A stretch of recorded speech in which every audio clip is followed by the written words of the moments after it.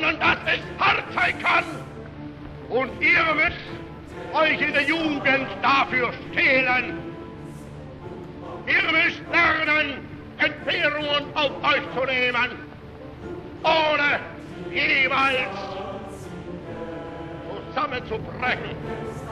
Denn was wir auch heute schaffen und was wir tun, wir werden vergehen, aber in euch wird Deutschland weiterleben.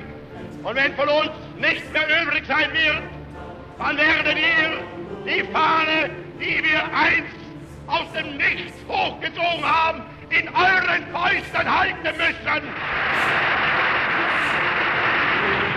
Möge die helle Flamme unserer Begeisterung niemals zum Erlöschen kommen.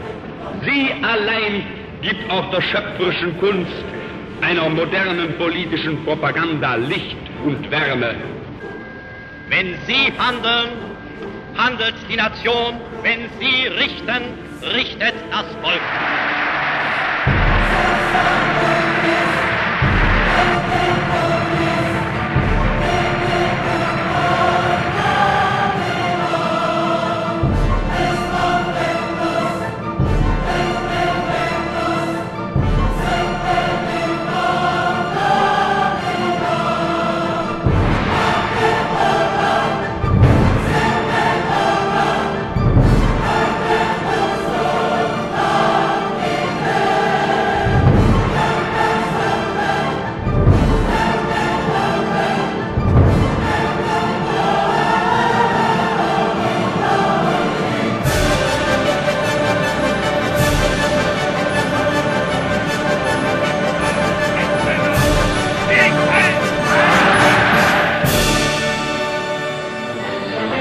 Nuremberg in southern Germany, the hotbed shrine city of Nazism, was overrun by the victorious Yanks. Of all the enemy's leveled cities, none reflects greater destruction than Nuremberg, where the Allied attack poured its full fury upon the spawning grounds of the Nazis. The haughty German eagle looks down on German dead, lying still in defeat. Over the vast stadium, Old Glory overshadows one of the world's most hated symbols. Here, where once thousands of swastikas flew above the goose-stepping troops, parading for the strutting Fuhrer, and where he ranted to the assembled thousands, the troops Hitler once laughed at take over. The swastika will no longer flaunt its crooked arms above the Nazi shrine.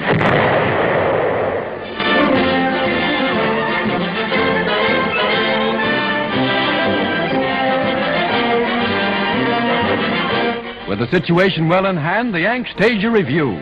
Newsreel and Signal Corps cameramen made this record of the last days of Hitler's Germany. The cleansing fires of war have purged German Nazi power. Let's be sure it never again rises from her ashes.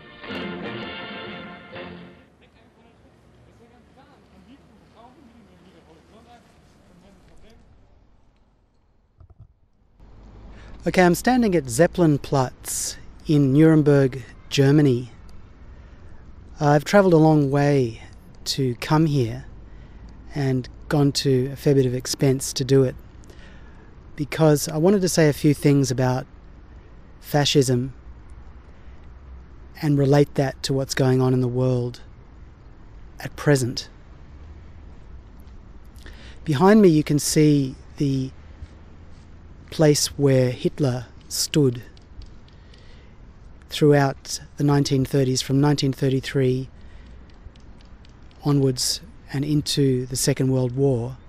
Just to my right, you can actually see the spot where he stood, overlooking a crowd of up to 200,000 who would be assembled, including the Hitler Youth, the Wehrmacht, the SS, and thousands and thousands of screaming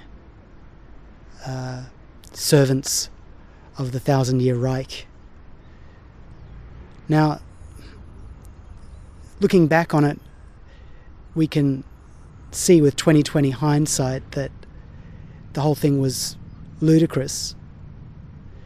And many people would probably think that this is just a vestige of history that is now forgotten, and all the bad stuff has been kind of wiped away, and we now live in a global kind of civilization where democracy is the way of life, and people are free, and thank God we got rid of the terrible evil boogeymen of the past.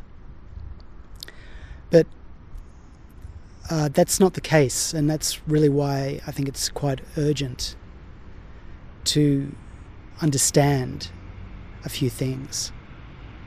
The first thing I want to point out is that the people who created Hitler and fascism and Nazism were quite different to the people who actually acted it out. The people who acted it out may have believed in the specific goals of, for example, Mussolini wanted to emulate a Roman emperor. Hitler wanted to emulate some kind of pagan Germanic god. And many of the people who contributed to the architecture were also inspired by those types of ideas. And behind me you can see the remains of what was a kind of a temple based on a classical design. Most of it has been destroyed. There were galleries of pillars to either side of the main plinth there where Hitler spoke. Now, just getting back to the point, the people who created this were quite different to the people who acted it out. And I believe that those same forces, those same people, are actually creating a system around the world in different countries which is another type of fascism. But it appears quite different to what we've seen in the past, and many people cannot recognize it. But it's extremely important to remember that during the time that the Nazis were in power in Germany, people also did not recognize the real threat that represented. People rationalized it, and well-meaning people thought that Hitler was a great man. Even people who were of a disposition, a philanthropic disposition, people who thought that this man was actually a great leader, and all of the indications were that was so if you didn't look too deeply. If you just looked at, the economy was growing, the people were motivated, there was an increased morality. A lot of the emphasis of German society was to improve people's behaviour in many ways. It was a complete nanny state that basically took charge of every aspect of a person's behaviour. And many people thought that was actually a great thing. And of course, at the same time as that, there were massive abuses going on. People were being rounded up, people were being randomly assassinated, executed in the middle of the night, or dragged off to concentration camps. But at the same time as that was happening, there were these great pageants, and there was a sense of optimism, and people were positive. The key features behind the fascist systems that were created in the first half of the 20th century were also somewhat independent of the flavour, the superficial sort of colouring that was given to the fascist societies that were created. I just want to point out some of the key features of the fascist system. It involves a complete merging of corporate and government control, so that there really is no distinction between the economic power and the governmental power. This is quite an important point to understand, because it is actually central to the complete totalitarian system which allows fascism to operate. Superficially, you look at the world now and you say, well, it's very different. You know, we don't have dictators who basically stay in power through military force in the Western democracies, at least. You know, we have a party political system, and you know, it's not possible to concentrate power to such a degree.